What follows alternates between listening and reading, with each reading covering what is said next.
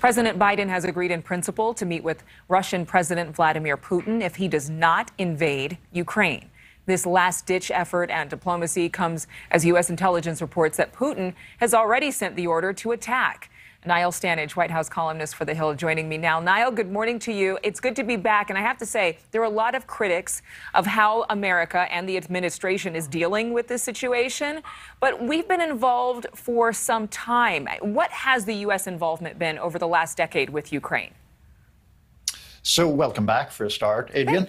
The American involvement really has been a very mixed picture. Russia initially annexed Crimea when Barack Obama was president.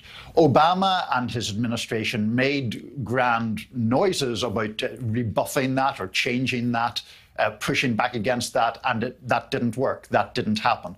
Then you had President Trump, who adopted a much more friendly posture toward Vladimir Putin. That was obviously massively controversial in itself. And now you have President Biden trying to sort of maneuver around this genuinely very difficult situation. But with President Obama and President Trump, were the relations or the dealings with Russia in regards to Ukraine, were they useful? Was there the prevention of further invasion of Ukraine during those administrations? That's a great question, and I think you could argue that the answer is yes to that. Now, the problem is, of course, that doesn't help the people in Crimea, but often in international crises, I suppose one of the goals is to not have them escalate out of control, and we've seen that historically when that can happen. So on one hand, the Russian annexation of Crimea was never reversed.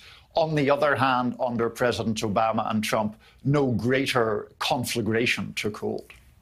How has President Biden's handling of Russia prevented escalation? I mean, we're hearing there might be one more talk, and maybe there will be others, one more summit between both Putin and Biden, if Putin does not go into Ukraine.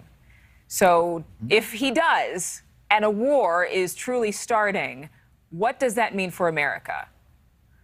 It means lots of bad things, unfortunately. And I think we'll see President Biden attacked by Republicans if that happens. It means, for a start, the Biden administration approach hasn't worked.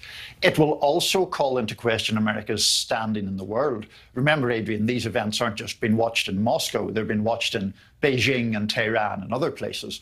And then finally, just briefly, something that your other reporters have mentioned already today, the real world effects of that on American society will be negative and will be felt by all Americans. Things like rising gas prices, possible inflationary pressures, even at the worst end of the spectrum, things like cyber attacks. So this is a serious situation and a politically perilous one for President Biden. Yes, and I've been talking to people on Instagram this morning and last night about it. They are concerned about the economy. They're concerned about the effects of war on the price of goods here at home and, frankly, war. I don't think anybody really wants a war to happen. Niall, thank you so much, as always, for being with us. Good to see you.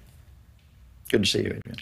Thank you so much for watching. Make sure to click on the red subscribe button below so you can get more of NewsNation's fact-driven, unbiased coverage.